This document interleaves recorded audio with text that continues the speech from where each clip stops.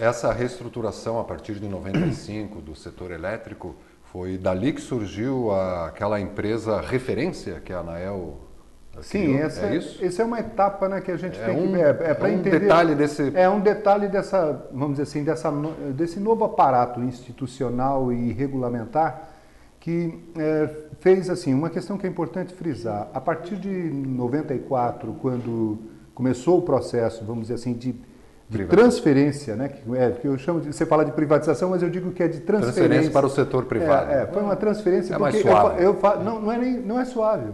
O que eu quero chamar a atenção é que foi transferido a propriedade, não foi comprada. Foi transferido?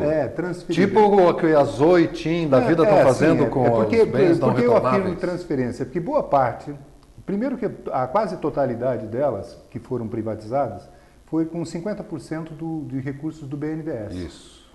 E a totalidade delas, né, na hora do pagamento que elas tinham que fazer isso num prazo de 90 dias ao BNDES, no leilão de privatização, elas recorriam à Bolsa e lançavam nota promissória. Os grupos empreendedores lançavam nota promissórias, por exemplo, com 90 dias, com 60 dias, e com o próprio fluxo de caixa das empresas eles acabaram pagando ou rolando as dívidas, né?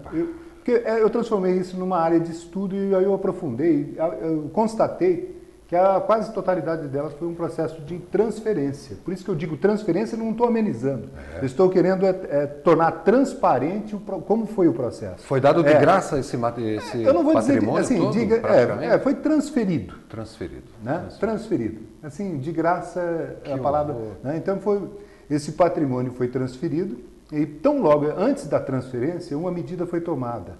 E que a gente praticamente não percebe isso, porque quando eu estou falando aqui, eu estou falando dos anos 90, né? 93, 94. Neste período, as nossas tarifas eram a metade praticamente do que são hoje. Se você pegar em valores, dólares correntes, você vai encontrar a tarifa, por exemplo, residencial em torno de 78 dólares. E no ano de 94, por um decreto, a partir de um decreto, e depois de uma consulta do Departamento Nacional de Águas e Energia, porque naquela época ainda não existia a ANEEL, foi feita uma consulta entre as empresas onde elas apresentaram uma nova planilha de preço. De custos. E esses novos custos determinaram então a elevação da tarifa brasileira de em torno de 78 dólares, por exemplo, residencial, para 134 dólares. Quase mais que 50%? 60 e pouco? Não, muito mais, 80%, quase 90%. De uma tacada só, professor? De uma tacada só. Bom, aí nós precisamos entender por que disso, né? Então, assim, o que sucedia ali é que foi o que nós, institucionalmente, quer dizer, através do Estado brasileiro, a tarifa, antes de dar o início do processo de transferência da propriedade da indústria de eletricidade brasileira, foi providenciado uma internacionalização do preço da mercadoria eletricidade. Porque a mercadoria equiparar ao mercado mundial, né? Ao mercado, ou seja, na perspectiva de atração dos investidores internacionais, havia o quê? Havia a necessidade de apontar para eles com um sinal de preço da mercadoria eletricidade ao nível internacional. Então, essas providências todas foram assim sendo tomadas, né? E que vinham no bojo do quê? De uma reforma industrial que a gente encontra isso, por exemplo, muito bem delineada e bem escrita, por exemplo, nos documentos do Banco Mundial. Que defende, né, o neoliberalismo.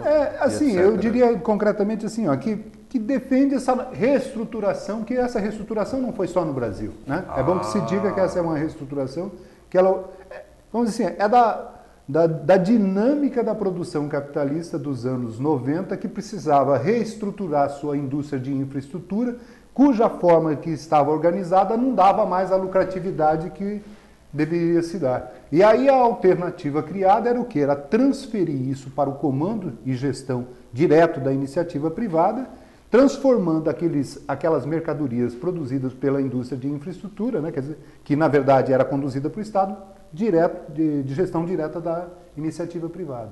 Então essas foram as iniciativas. E a energia, professor, a energia elétrica no Brasil, já foi falado várias vezes aqui, a produção dela é das mais baratas no mundo. Isso, exatamente. E a nossa tarifa... Então nós entramos nessa contradição a partir daí, né?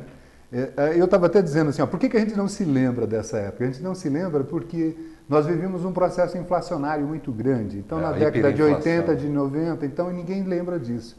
Mas então, o que aconteceu a partir de 94? Nós tivemos a nossa tarifa com um sinal da mercadoria internacional. Por outro lado, né, nós temos a cadeia produtiva mais eficiente do mundo. E aí essa é uma questão que eu faço questão de chamar a atenção, de explicitar, né, porque em geral a indústria de eletricidade tem sido colocada como um patinho feio dentro da indústria de infraestrutura nacional. Né? Não só mas tem sido, por exemplo, nós corremos risco de apagão, essas coisas todas. Não, olha, é importante, eu acho que os colegas meus, engenheiros eletricistas, os companheiros eletrotécnicos, os companheiros todos do trabalho da indústria sabem muito bem do que eu estou dizendo. Nós temos uma cadeia com uma capacidade de geração muito eficiente em termos de qualidade da energia, uma capacidade de interligação que faz com que ela seja altamente sustentável, quer dizer, está entendendo? Você tem alternativas de alimentação, de distribuição. Né? Então, portanto, é um dos sistemas assim invejáveis do ponto de vista da produtividade, né? Da qualidade e da produtividade. E mais ainda, porque ele está montado numa base de produção que é hidráulica. Limpa. Né? Eu não vou usar o termo limpo porque eu não assim porque não o alagamento não existe energia limpa. Eu acho que é importante. Não existe. O processo de transformação, inevitavelmente, ele produz resíduos. Ele produz até a eólica mexe com o ambiente. É claro que alguns com uma escala maior, outros com uma escala menor, né? Mas assim, do ponto de vista da organização dessa indústria, o que eu quero chamar a atenção é que a hidroeletricidade, pelo combustível dela ser a água, ele não tem custo. O custo é o custo de implantação da usina hidrelétrica. Que em 10, 15 anos se paga, segundo a Algumas média, delas estão sendo pagas com 6, 7 anos, da forma como está colocado aí agora. Por isso que se transformou num grande negócio e altamente disputado. Né? Principalmente os pequenos empreendimentos, porque eles constroem no menor tempo e são capazes de recuperar o capital no menor tempo, né? E com riscos menores de conflitos, porque essas que têm menor escala, elas geram menos conflito social. Exatamente. Né? Então, tanto é que os grandes conflitos sempre estão ancorados no Estado como sócios. Né? Você pode ver que as grandes hidrelétricas estão sempre ancoradas com o Estado junto, como sócio, com uma série de outras atividades.